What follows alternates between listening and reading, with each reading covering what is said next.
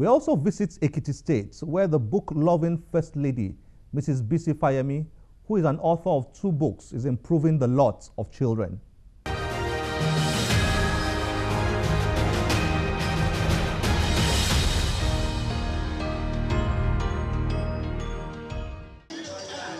Education is not just about reading books for the fun of it. It's about transforming the knowledge acquired into a useful venture, and that's what the Ekiti government, through its State Education Board, is attempting to achieve with this fair. Once you have introduced them in this early age to entrepreneurship education, they will just fall in love with it, they will love it, and once they do that, it's not be difficult for them to be a future entrepreneur. From basket weaving to bead making, the children are learning valuable lessons, one which they are glad to have mixed with reading.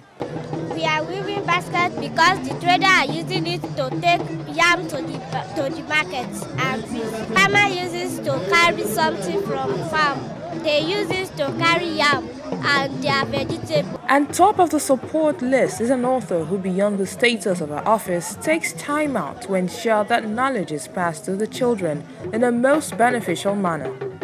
I have just listened to a little boy, I don't believe he's more than 10 years old, describe a food processing process.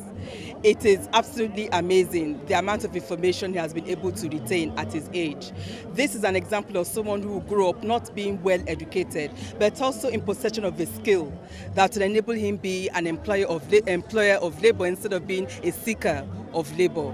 I am very impressed with what I've seen here today, and I know that this administration has only just begun when it starts, when it's to do with the investment in our children. Knowledge is power. And for there to be a positive outcome in the minds of the future generation, there has to be an equal mix of books and skill.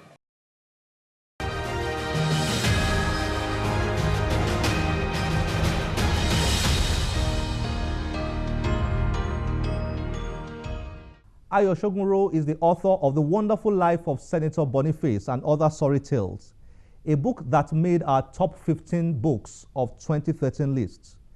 We caught up with him to briefly review his book. Enjoy the interview.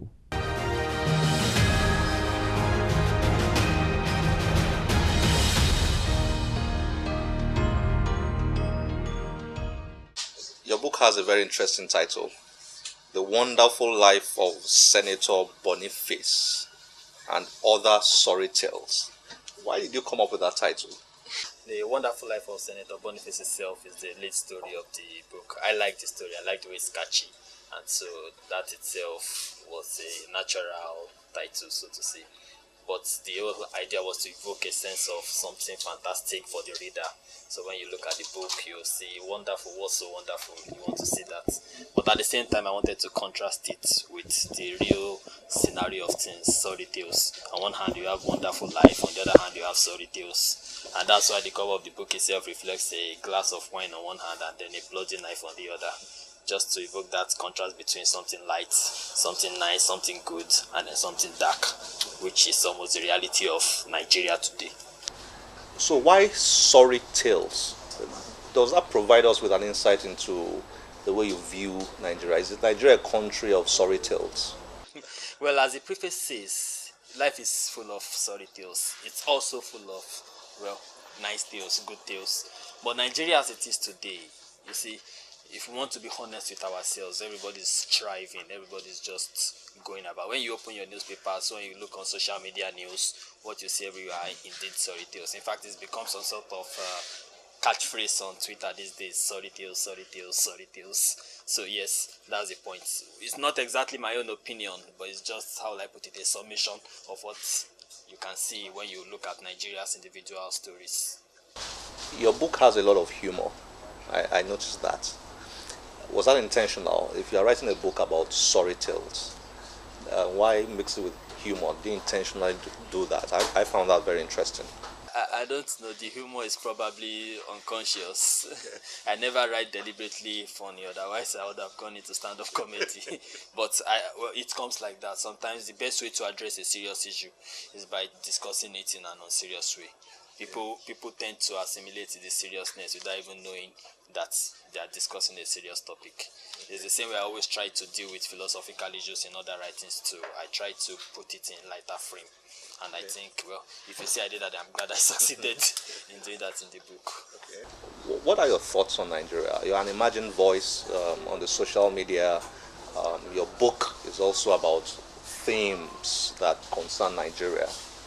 What are your thoughts about Nigeria? Are you happy about the way things are? One gets the sense from your book that you're not happy. That's true. I don't think there's any Nigerian who is not in government, and probably even someone in government who are actually happy about the way things are in the country. I've long ceased thinking of myself as a Nigerian. I've begun to think more of myself as, well, a citizen of the world, because, to be candid, Nigeria as an entity itself is still something which is it's just a political experiment. And well, if you bring it to literature, what I always just believe is that my literature should at least try and reflect some social issue and at least be able to inspire social change of sorts. Again, if you go back to the original writers, the Greeks, the ancient Greeks, all those books, Sophocles, plays and others, they were not written just because they wanted to entertain the audience. They were trying to pass a lot of philosophical thoughts in the guise of entertainment, and that has always struck me. That's why I have people like Ayn Rand, like George Bernard Shaw, and of course our dear Soyinka as my own sources of inspiration. Because even though they wrote literature, the literature was always geared at directing some social thoughts or social philosophy.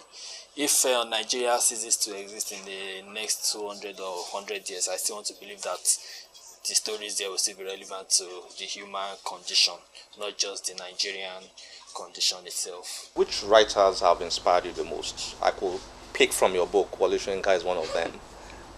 Which other writers have inspired you?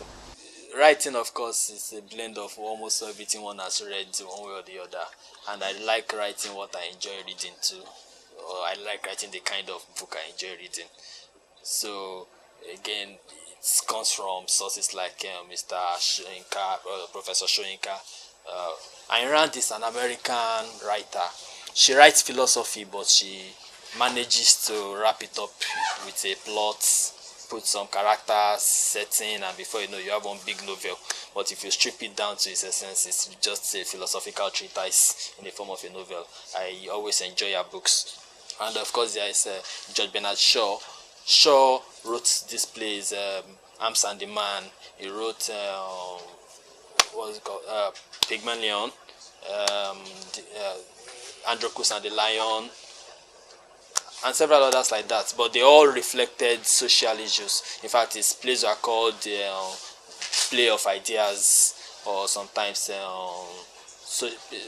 social problem plays or problem plays, because they dealt with issues which were happening in the European society of his time, and which he tried to capture in his books and his plays. And so those are people who have influenced me in terms of the style of my writing.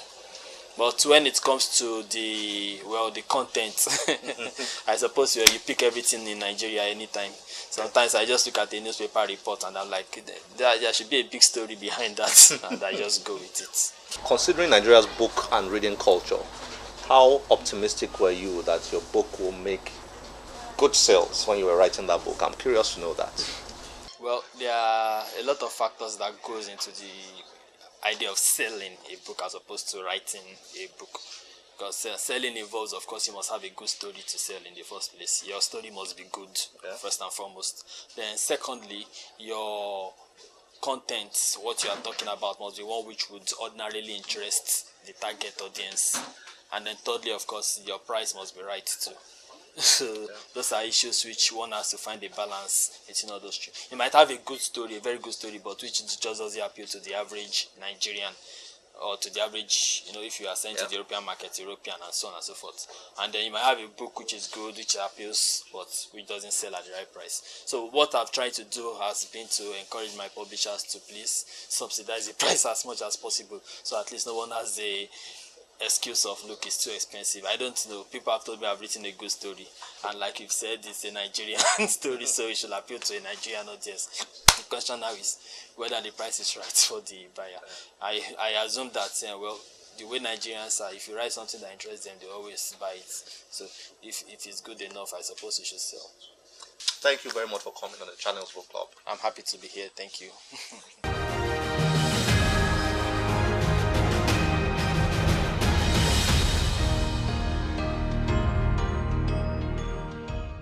Professor Ama Adeolu, born on the 23rd of March 1940 in South Pond, Ghana's central region. She's an author, poet, playwright, and an academic. Her first play, The Dilemma of a Ghost, written in 1964, was published by Longman the following year, making her the first published African woman dramatist. Her first novel, Our Sister Killjoy, was published in 1977 and remains one of her most popular works. Her first novel, Our Sister Killjoy, was published in 1977 and remains one of her most popular works. Her novel, Changes, won the 1992 Commonwealth Writers' Prize for Best Book in Africa, and her collection of poems, Someone Talking to Sometime, won the Nelson Mandela Prize for Poetry in 1987. It doesn't matter how difficult it is. If anyone really wants to write, they should write. That's all. You know, with writing, there are a lot of problems. But it's, you know, if you look at the problems, you will never do anything. It's wonderful. I mean, I know that the first time I held a book, a newly published book in my hand, with my name on it, it's like I have not forgotten it. You know, it's a feeling, in today's balance, you would probably, young people say, it gives you a high. I mean, it did give me a high that has lasted the rest of my life.